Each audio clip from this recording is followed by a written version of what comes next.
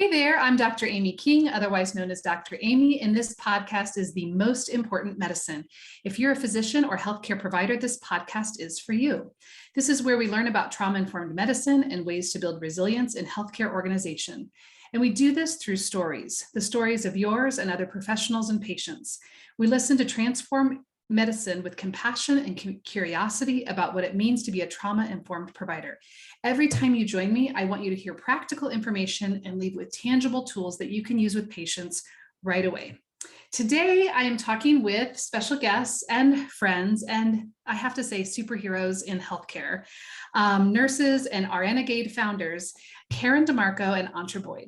Usually, I have to say, I have to read people's bios and then ask them to reintroduce their whole selves because I get this like academic litany of information. Yeah. So this is the first interview where I'm actually have these incredible guests. You've submitted bios that do just that. So I'm going to read your bios to the folks that are listening and try not to lose it while I'm laughing because they're so fabulous. So here we go. Karen DiMarco is a bit of a wild card. She believes that authenticity serves as the laxative for connection, communication, and inspiration. Curiosity is her superpower, and creativity is the machete she uses to cut through the antiquated bullschizzle of how the world says things ought to be. When she can't think of a word to say precisely what she means, she'll make it up. But since this mouthful doesn't quite cover her curriculum vitae, she is a nurse, a transformational coach, a published health researcher, educator, and a foul-mouthed humorist. Although Karen is a girl with a dragon tattoo, she's really kind. The things that make her leap out of bed in the morning like some deranged fairy godmother whose wings were crumpled by too many My Pillows is helping others to achieve their greatest level of health, happiness, and human potential. Whew. I forgot about that. Good one. And Antra is formidable. Like you're as grateful to have her by your side as you are relieved that she is not on the opposing team. Yet those beautiful blue eyes will start pissing tears if you do the least kind thing to her or show her a TikTok of a baby cow. Sorry. You're totally fine. Antra's insecurity-inducing professional resume include being a Navy veteran, 20 years of clinical nursing experience in the ER, and wickedly talented entrepreneur in the emerging role of private patient advocacy, which was cultivated from the compost of challenge, triumph, and transformation that her life has so abundantly provided. Those experience have shaped her way of seeing the world, and as she says, the status quo is a snooze fest. What puts fire under my ass is shaking shit up, getting a nice glass of red wine, and hanging out with a tribe of troublemakers. Oh my gosh. Best bios ever. If people are listening, that's the only kind of bio I want submitted from now on. I'll do yours. Yeah, just have to hire Karen.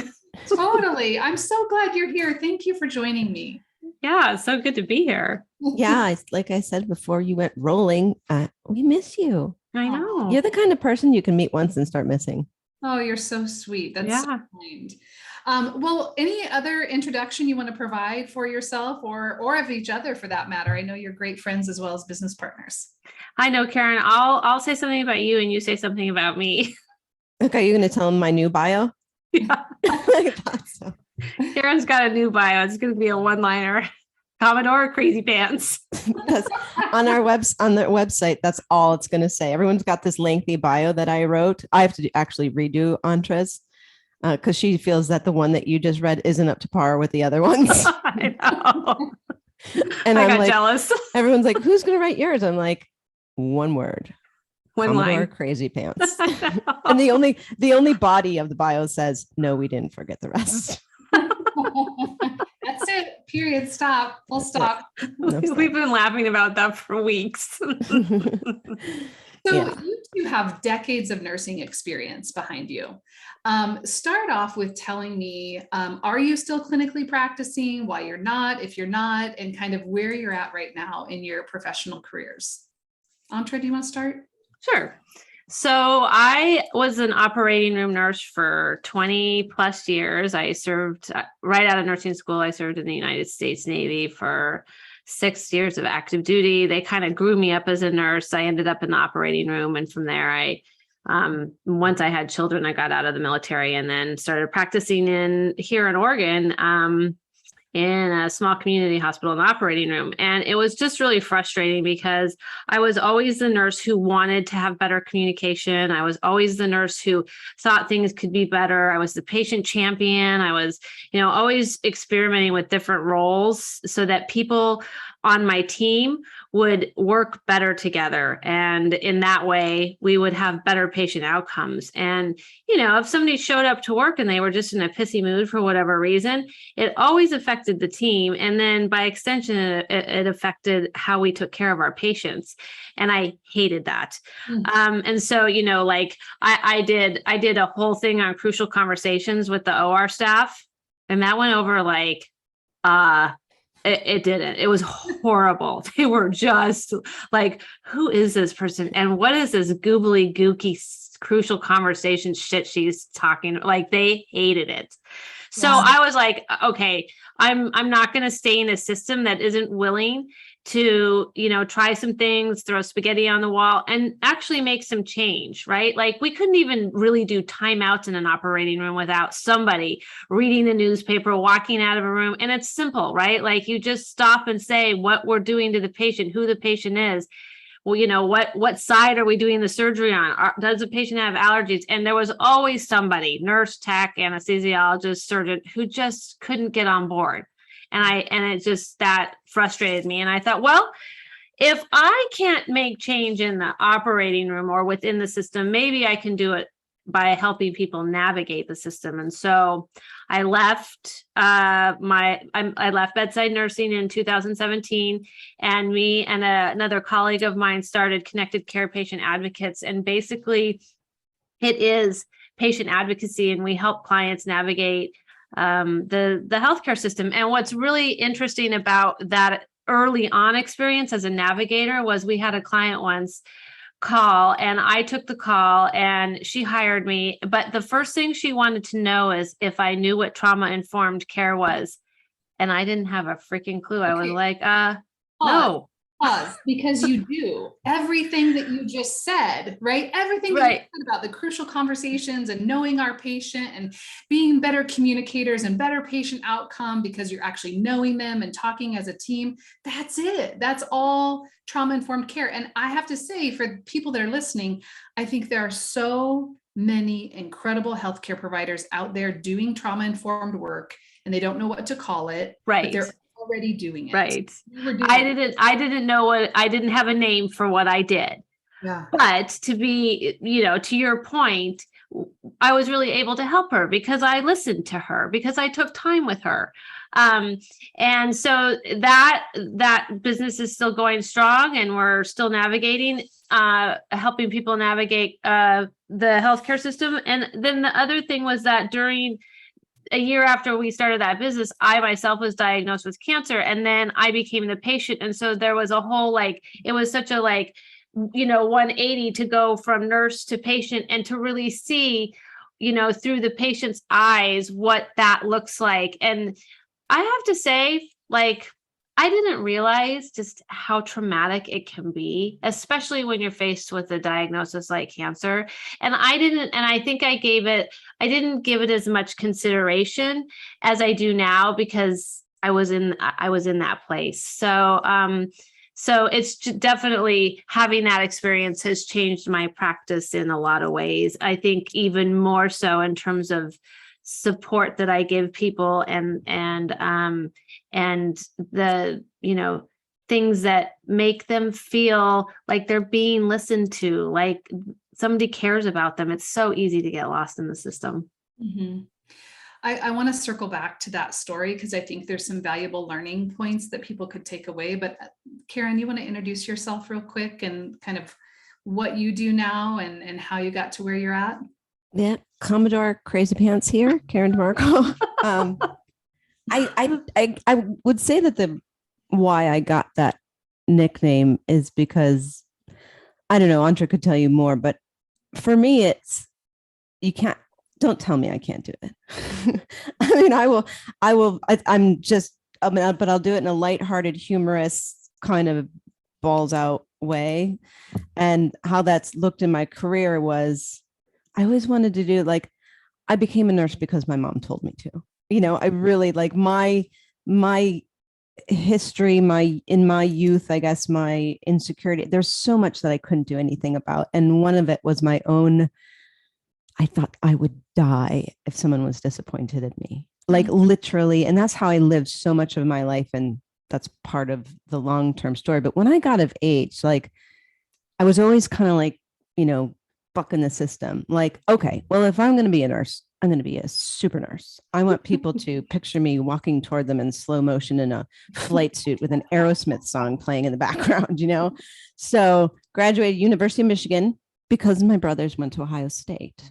So I had to go to Michigan, right? Not because I liked Michigan, but because I had to, and when I graduated, I was in Ohio and there were no jobs for new grads in ICU or trauma in the Northeast, but there was a shortage in the Southwest. So that's where I'm going. So I covered my eyes and pinned the tail on the donkey style, a map of the Southwest, finger lands on Las Cruces, New Mexico. So I fly out to New Mexico. I drive down to Las Cruces. I follow the blue signs with the white H to the hospital. I lie my way into a interview with the nurse manager. He's this tall Texan guy, like Richard Roach. I don't remember having an interview. I'm like, you didn't. I lied, but I have to leave tomorrow. Can we just talk? So he hired me. And that was the beginning of so many adventures. But along the way, 18 years in trauma, ICU, and flight nursing. You can't do flight nursing. You've only had 2 years, year and a half clinical experience. Oh, yeah. Like it was always like that. But I noticed along the way, threw my justice scale off, that there's lack of common sense. Like, why do people with a healthcare professional in their family have such better outcomes? Like lower morbidity and mortality, shorter length of hospital stay, less medical errors, because somebody knows what questions asked. They know the standard of care that should be delivered and they know how to demand it. So I thought that there's a business in this. If you don't have a nurse in the family, you should be able to hire one. So along my career, I kept trying, like doing little pilots. I'd talk to, deans of nursing schools. I'd do a pilot with what does this look like? And while I was doing that and having babies and moving around the country, this woman, Karen Mershero, whose program that Antra and I went, she failed. She did all the failures that we could learn from. And I went through her program in 2011 and started a private patient advocacy business. And eventually I just embraced the flakery because I thought, oh, geez, I got the nursing thing and I did this. Now everybody thinks I'm a flake because I keep switching jobs and careers and whatever. And I'm like, you know what? I'm just going to go where it leads me. And that led me into corporate wellness. And that led to my own kind of radical remission from all of that people pleasing my whole life, wore down had all kinds of illnesses and I was really sick in 2011 and had I call it my puddle of snot and tears moment on the floor of my master bedroom closet where I learned my favorite prayer. Can I swear? I think I already have a couple times. Yeah, we're my favorite prayer. Fuck it. And all my symptoms. I just, it's not that I wasn't afraid to be disliked anymore. I just couldn't care anymore because it had made me so sick. And in 3 weeks, all my symptoms were gone.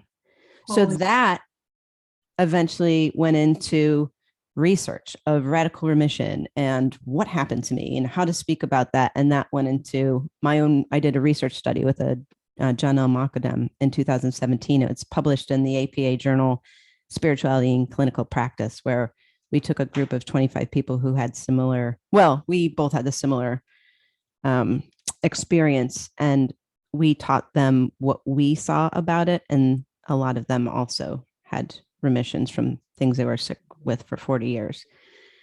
And then Antra and I, when we just fell in love when we met, we knew we'd always do something together. So now it's RNegade, and all those things are alive.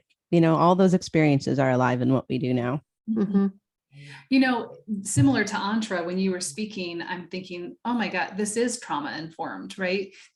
So a couple of SAMHSA principles of trauma-informed care mean resisting re-traumatizing folks and then restoring worth and dignity and compassion. And when you were talking about how, relatives of healthcare workers have, better health outcomes, that's part of it, right? Is because they know what to do to resist harm, further harm, and they're restoring worth to their family member, essentially, right? And so to be curious about that, it's, something that we need to make explicit to everyone so everybody can partake in that kind of healthcare and that kind of advocacy. And no wonder with such compassion and urgency both of you have that you ended up in healthcare advocacy, wellness, and now educating other health professionals.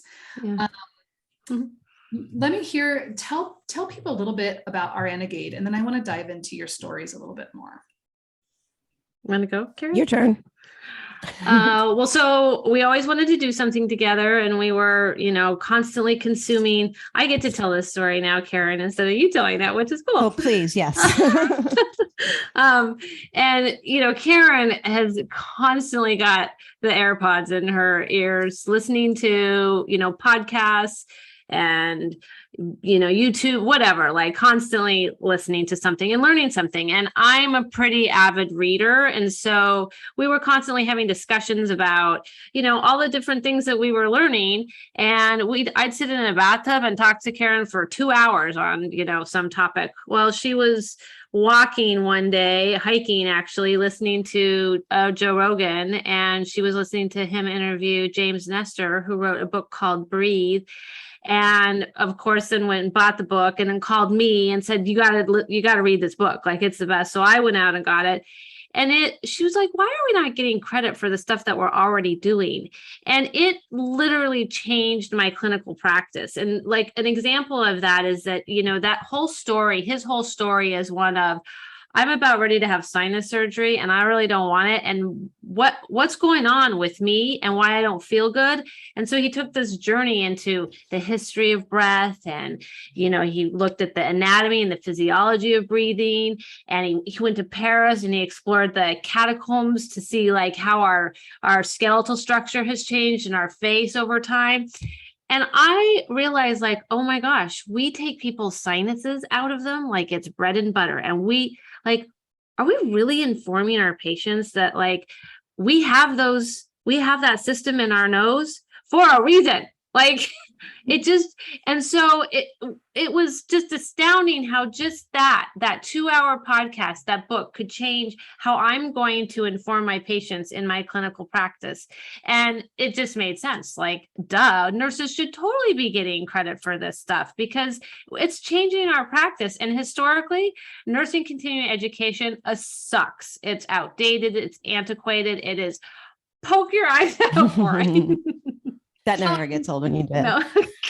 The other piece that you're underscoring, Antra, is the importance of stories, right? We learn stories. And when you were reading that book, it was his story about sinuses and breathing and kind of going on this journey of discovery. Yeah. And we often don't sit with people's stories, ask them more about what's behind their symptoms and what's going on, which is truly trauma. We don't have time. Yes. My favorite question to ask when we do the RNegade podcast, because the story is a Trojan horse through which the information gets in, right? It's education. It's to educar, to bring out that which is within, not you're an empty vessel. So nursing education and so much, professional, medical professional education is you're an empty vessel and I have the knowledge and my PowerPoint and my is just going to fill the empty vessel. Yes. Whereas you tell your story and it brings out wonder and inspiration and a hunger to know more about, okay, I understand more about how you work. How do I work? Do I work that way? So on the podcast, my favorite story or my favorite question to ask our guest is, tell me about something that happened in your life that made everything look different from one day to the next. And it's so often because we're interviewing them because they're an expert at something. They have something to teach us about what they do, but it's starting with that question. It starts with why they are doing what they're doing, what it did to change their lives, how their lives looked after that change happened, and now how they're bringing that change to benefit the lives of other people. Yeah. So tie this together with RNegade. So you were inspired by this book, the podcast, right? And tell me the next step. What happened? So Karen's like, let's start a podcast. Yeah, it's what I've come to call common sense artistry. It's the podcast is the art. The common sense is the medium, it's the paint. It's and we're taking it like common sense artistry is how the platform with which we deliver the continuing education and the CE credit. It was common sense artistry that created the platform. It was common sense artistry that created the podcast, and I guess the podcast is about the common sense artistry, like you were such a good guest on the podcast because of the way. I just remember the story you told about the little girl, and when you did that, instead of looking at a textbook and going, okay, I'm going to say these words to you and hope that you get better. Your common sense went, wait, she's terrified of making a mess. Right. So common sense tells me that her life will get better if I let her see that it's okay and it's safe to make a mess and undo that. That's your common sense artistry. I don't know if I answered that question. I went off on it. No. That I think we know, right, from child development, from how we encode memories, that we do so through stories, and that's been a cultural tradition in so many ways over thousands of years for folks. So how does that get packaged up in RNegade? What do you do? So it started with a podcast.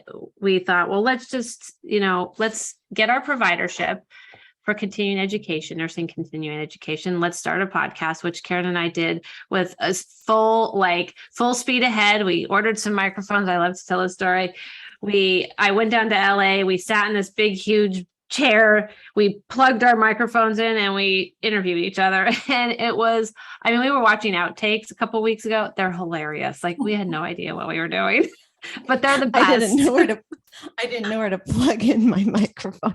I have my earphones. I have my headphones on, and I'm just sitting next to me. She's like, "Are you gonna be able to hear her?" I'm like, "No." We had no idea. It was so funny. Plug this in. And so it started with that, but then it was funny because in healthcare, we make things so freaking difficult, and it's complicated and complex. And it's back to what Karen was saying, like what happened to the common sense?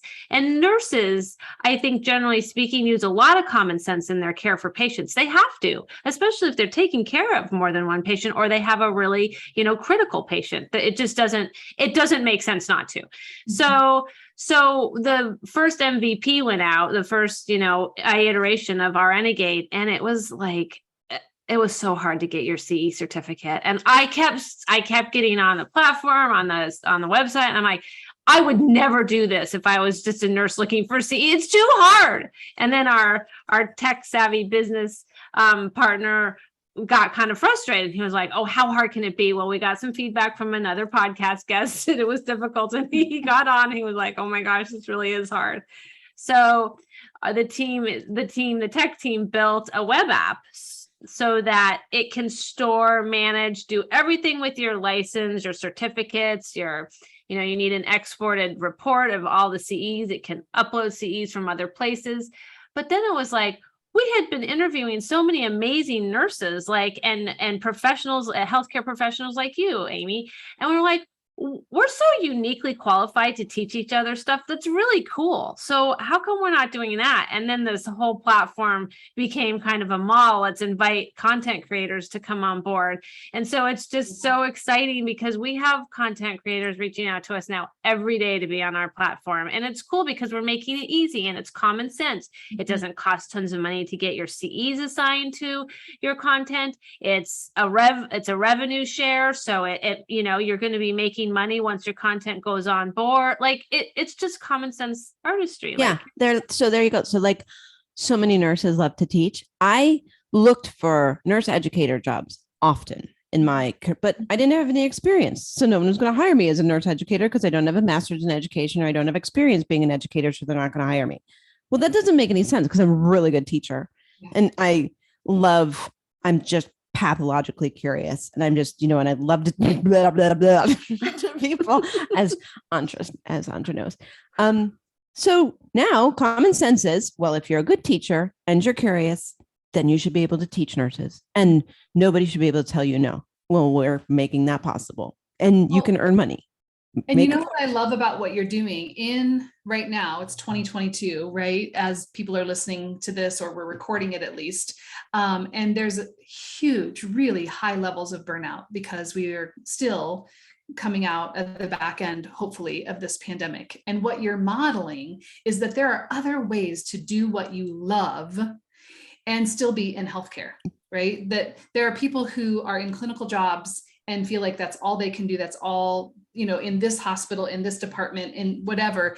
And really what you're saying is, no, you can be a teacher, you can be a creator, you can be in community. It doesn't have to look the way that you went to school maybe and were taught how it looks. And so I really love that you've disrupted the space in that way. It's just incredible. Well, Karen, I think, as we started to develop and build this, Karen is the copywriter.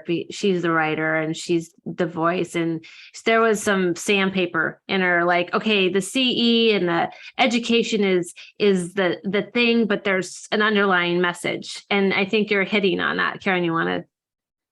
Yeah. Well, there was so much, I guess it was necessary focus on the business part of it. But there's something niggling at my nervous system. It's like sandpaper on an exposed tooth root. I'm like, what is it? Something's wrong.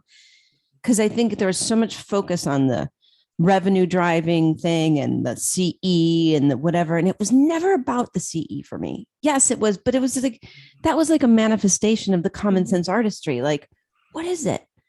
And when I finally saw it, Antra helped me see it. I can't remember what you said, but I'm like, oh, and nothing changed. But I just saw the CE is a side effect. And yeah, that's how we're going to keep the lights on. Mm-hmm. But we need the CE, we need the lights on so that we can give nurses and other voices that may never have been heard before an opportunity to be heard. Absolutely. Not only on our podcast, but also creating content for themselves. Mm-hmm. Did I say what it was? Yeah, and just this idea that, like, Amy touched on it. It's time that nurses in our profession stood up and took ownership of our profession. No more of this, like, asking permission or, getting yourself to the point of burnout or PTSD. Like, no, like we're professionals. We should not be part of the bedside charge. There are so many things that need fixing in nursing, but it is up to us to fix it. And I think that was part of that underlying message. Like, no more, we're not doing that anymore. We're going to do our own thing and forge our own way. Yeah.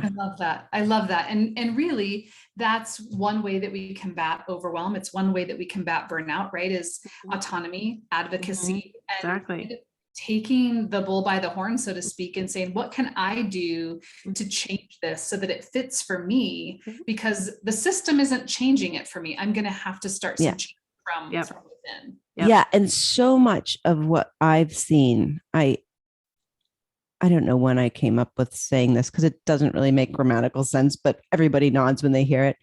You only put up with what you think you deserve. Mm-hmm. Mm-hmm. And nurses, oh, bless us. Yeah. And I would say at some point, Antra and I saw our value, that we weren't getting that at work. And there wasn't we had to create our own thing that we deserved because it wasn't where we weren't finding it in what we were doing before.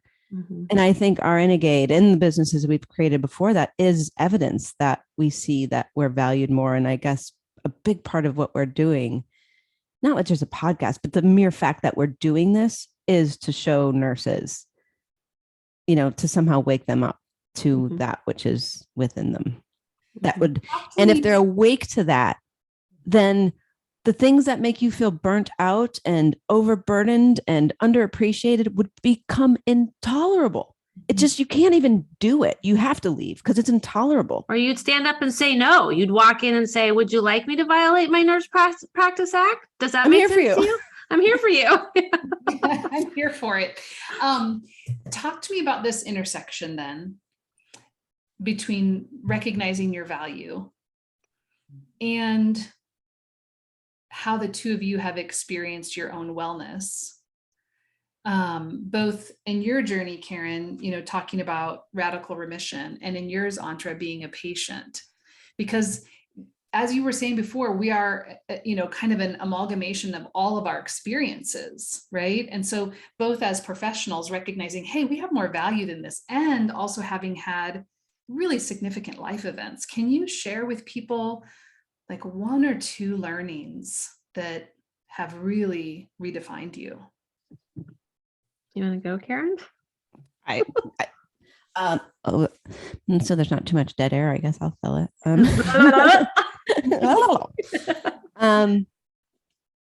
When I will just go like the puddle of snot and tears moment, when I was too sick to put up, I woke up to the loud, the white noise of how I'd been living my life that had been making me so sick came down to a loud roar when I did a neuroadrenal test. I was getting mentored in how to do testing, analysis, and treatment by one of the guys he's like Mozart with the stuff. He's one of the best in the world.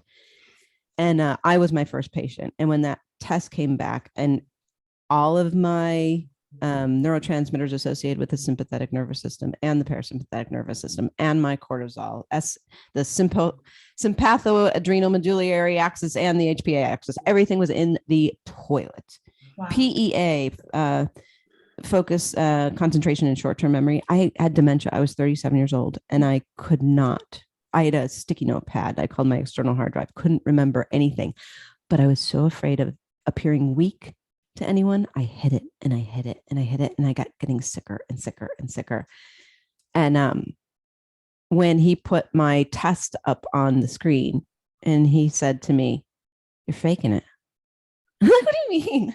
What do you mean I'm faking? What are you talking about?" He's like, "Well, Karen, I see tests that are 50% better than this, and they're catatonically depressed or suicidal, can't get out of bed, chronic fatigue. Like, you're a wreck. What's happening?" And I'm like, just like, that's when it came down to a loud roar. And I saw, okay, so either I'm going to kill myself doing this for the rest of my life, however long that lasts, or I have to be okay.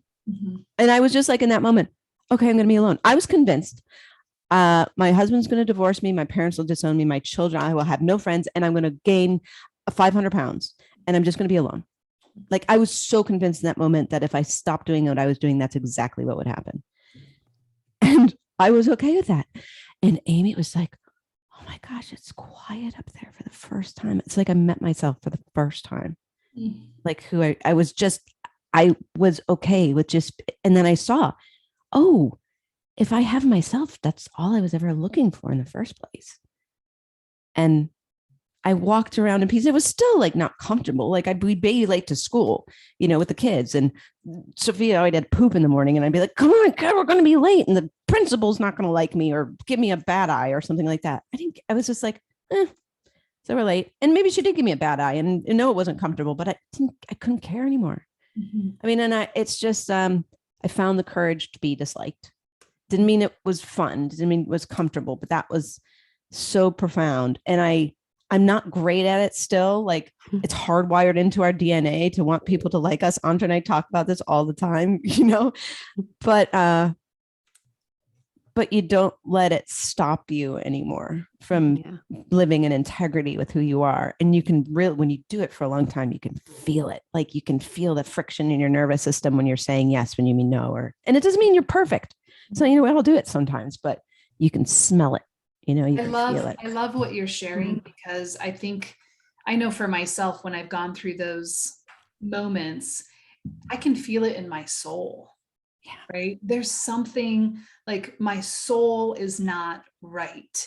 And I know that so many people experience that, and they ignore it and they ignore it and they ignore it. And one of the things you're pointing out, Karen, is like, there's neurobiology to what's happening in your body. And so if you feel like it's weak to admit, "I'm stressed, I'm overwhelmed, I'm burned out," because in medicine, that's not acceptable to say, let's at least look at the medicalized part of it, which is literally inside your nervous system was on fire. Right. And that can be acknowledged. It can be measured. And it's not weakness. It is a symptom of what's happening. Mhm. So that for me looked like, it looked like disconnection. And so I got cancer in 2018, and I had a pile of snot and tears on the floor, picked myself up, advocated for myself, drove my physician nuts, but did the thing that I knew to do and recovered. And I went right back to disconnection, totally disembodied. And in 2020, 21, I was diagnosed again with the same cancer. And it felt like the universe was like, oh, we love you, Antra, and we have hope for you, but you just didn't get it the first time. So we're going to go ahead and try this one more time. Mm-hmm. And it was last year when I hear me in the back. Last year, and then it was at that point where I was like, oh, like I have been so disembodied, and my nervous system, I had a very traumatic upbringing, and I couldn't even admit that to myself until like actually 5 months ago, where I was like, oh, it's okay to just say that it was traumatic, right? Like even now it's been a real like journey for me to get in my body because I was so on fire. And I know that's where the cancer came from. And that disconnection was a disconnection from myself, right? Like this dislike of anything that had to do with who I was. I mean, I was so in my head. I still struggle with it, quite a bit, but I can see it. And I think that being a patient in the system and learning, what it's like to be a patient and how traumatic that can be and how you kind of feel like you're being rushed through a system that's just trying to make money and you're just cancer patient number 1, 2, 3B or whatever. Like all of that was really painful, but also for me, that whole journey through the medical system, through the conventional medical system, and then through doing some non-conventional stuff was part of coming back to myself and being in my body and really actually kind of loving myself and feeling it instead of, the lip service that we give to this idea that you got to like yourself, like just in feeling it. And I've been plugged into the main a couple of times where it's like, oh my God, I so love who I am. And then it kind of flits away and I, get up in my head about it. But I think in terms of, trauma-informed care and trauma, especially in patients who are, dealing with really, hard issues is that acknowledgement that it's hard, that it's like, for me, acknowledging everything that happened before the cancer, my past and the trauma was so like soul freeing for me. Just to say yeah, it was really hard and it was traumatic. Mm-hmm. I used to always say, you got me on that one. I don't know why. It was really traumatic. I used to say, well, yeah, I had a really traumatic upbringing, but look at me now. I'm fine. I always used to say that. And when I was just like, no, it was just traumatic. That was what changed for me. So I tried to operationalize a couple of things you're recommending, both of you, and then add to this list, right? For other people who are listening, right? I hear stand in the courage to be disliked. I hear connect back with yourself. I hear acknowledge pain that exists and existed, and care less. Fuck it. What did I miss? What else would you add to? Or well, the other prayer is my favorite prayer. I don't know if you can see it. Stay.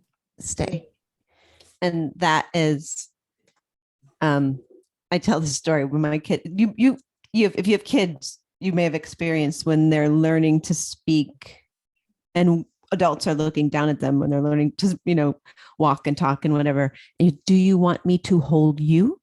Do you want me to hold you? And so they think of themselves as the name you, and they also think of the adult as you. So they'll be like, you hold you? You hold you? And that's kind of where stay came from. Sometimes you have to be the one to hold you when no one else will. You always have you to hold you. And that's why, I love that. Before anyone takes vows to anyone else, you have to be able to say, I, Karen, take you, Karen, to be my forever love. I promise to be true to you. I don't always like you. that takes practice, but I promise to be true to you. To hold you. And stay is when you feel like you're going to disconnect with yourself because you really don't like yourself right now. You're mad at yourself, whatever you feel ashamed or whatever it is, just stay with you. Stay.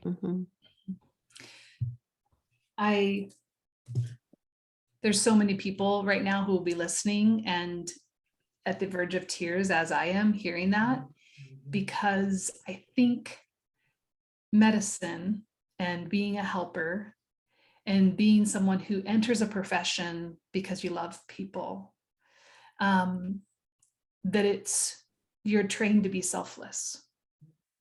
And what happens is that when we stay in a space of selfless, we can lose ourselves. Oh, you can disconnect very easily. And it has been the most profound experience of my life is to stay. That's been the most profound. Right? I love that you're just reminding folks to just circle back to yourself, find your value. It's transformational. And the really wonderful thing about that is that there are so many portals into that. Like there's not just one way, I found it a different way than Karen found it. She found herself back to herself in a different way than I did. And there are just so many amazing portals in. So it's not, a one-stop shop. And that's what makes it really fun because it leads you where you need to go. Yeah. My portal is always writing too. I have a blog. I haven't posted anything on there for quite some time, even though I've written, but I have bunch of stuff I haven't edited, but it's thenakedlady.com. Naked as in vulnerable, not nude as in without clothing in this instance. But it has been flagged as like a porn site. Sometimes it's like, what is this? Yeah, so watch out. Naked ladies. It's not like a 1950s porn site. It's but there's one of my favorites on there is Finding God at the Gas Station. And it's like my journey of suckery and finding myself. Like I started out not liking myself or something like that and came all the way back around. Like we're all in this together. Good. Oh my gosh. I'm gonna link up to the Naked Lady on the show notes and make sure that it's not a porn site before I do. Yeah. Like one of them, I just reposted one, the birthday fairy, about how many years I've shaved off my life on top of ladders, drinking wine, decorating my kids' rooms, waiting for them to fall asleep, drinking wine so I'd stay awake because it like has the opposite effect. And like the noise and the crepe paper, just what is she doing up there? All right, I'm going to circle us towards the end here, ladies. So I have a couple of rapid fire questions for both of you to wrap us up here. Tell me, what is one thing that people get wrong about nurses? Think about it for a minute. One thing they get wrong about nurses. It's a rapid fire. Go, Karen. They're pushovers. That's what they get wrong. Yeah. The tagline to RNegade is continuing education for nurses who don't just do what they're told. Nice. I stewed over the just because we do what we're told often. We don't just do it, but we're helpful to a fault, self-sacrificing, whatever. But you back a nurse in a corner, especially for a patient or something like that. We look all, I mean, I have seen some. So I don't know. I could probably think of something better, but no, I just thought of that too. I was like, oh my gosh, we'll advocate for our patients until we're in a utility closet crying because some surgeon told us we were wrong or didn't do it right or whatever, but we will advocate. Oh, awesome. I know you talked a little bit about this in terms of like advice to other professionals as well, but if you could go back, we'll start with you, Antra. If you could go back and tell young Antra one thing, what would you tell her? I would tell her to love herself. And I would tell her to mean it, not just give lip service to it. I love that. Yeah. Mean it. Yeah. Karen. Yeah, it's okay if somebody doesn't like you. I tell her not everybody's going to like you, and that's normal. I mean, that simple thing. I thought that everyone had to. I was told that everybody should. You know, not everyone's going to like you. I really, I really, if everybody likes you, you're really not doing anything meaningful, in my opinion. I mean, just for what that's worth. I mean, I think people that are doing meaningful shit aren't going to be liked all the time. Yeah, even to turn it to a positive, like not only say not everyone's going to like you, that's okay, that's normal, but to say if some people don't like you, you're getting it wrong. Yeah. I mean, so I think often in healthcare, people are intimidated by professionals. Will you each share, Karen, you start this time, one thing that makes you a messy human, one thing that makes you perfectly imperfect? I mean, Jesus, it's going to take a long time to pick one. I think shame is my most commonly felt emotion. Just like stuff that comes out of my mouth. One morning, my daughter walked, she was 6 years old, and she crawled into my bed and she poked at my chest and said, "Mommy, your boobies look like pickles." And I said, "That is it." After I had made and canceled a breast augmentation appointment, I don't know how many times. How could I do this? It's so vain. There's people starving, blah, blah. I just want them back where they were. Mommy, why do your boobies look like pickles? Because you suck the life out of them. Yeah. Most people would say, "Oh, nurses are concerned about, the side effects and whatever." I don't care. I'd rather die of silicone poisoning than have my boobies look like pickles. My daughter said, "Mommy, why are your boobies so long?" I was like, time to get another underwire. What about you, Antra? Something that makes you perfectly imperfect? I think probably the insecurity that I carry around, just I go in and out of it. And I think it's imperfectly perfect because it's a human emotion and we are all insecure. So it seems to be a bit of a Achilles heel for me at times, but I also kind of am onto myself. It's like, oh, like I can be insecure and still be perfectly perfect, just who I am. Absolutely. Absolutely. Okay. Last question. Hardest question, I'm sure. It's 11 o'clock at night and you have a food craving. What do you reach for? Ooh. Well, I have to say I am addicted to crumble. I can't help it. And it's Karen's daughter's fault. Oh, every time I go and get, crumble. I like the chocolate chip cookie. I love the sugar cookie, the pink frosting. Yeah, I haven't tried that one. I'm going to try that one next. Yeah. Okay. How about for you, Karen? Yeah, see, I'm savory. I could go the rest of my life and not have something sweet, but I need salty, greasy, fatty. So it would be probably like some prosciutto or something. Not an oyster? Huh? Oh, oyster? No, oysters are more for tea. Oysters and crumble cookies. I couldn't eat those like late at night. Those are like, yeah. Prosciutto with or without cheese, Karen? Oh, I mean, if there's some around, of course. Yeah. Thank you so much for coming on the podcast. Yeah, I'm sitting here thinking about, how many of us have spent time on our master bedroom floors or the bathroom floors, as you were saying. And I just want to say, first of all, I'm so glad you're both here.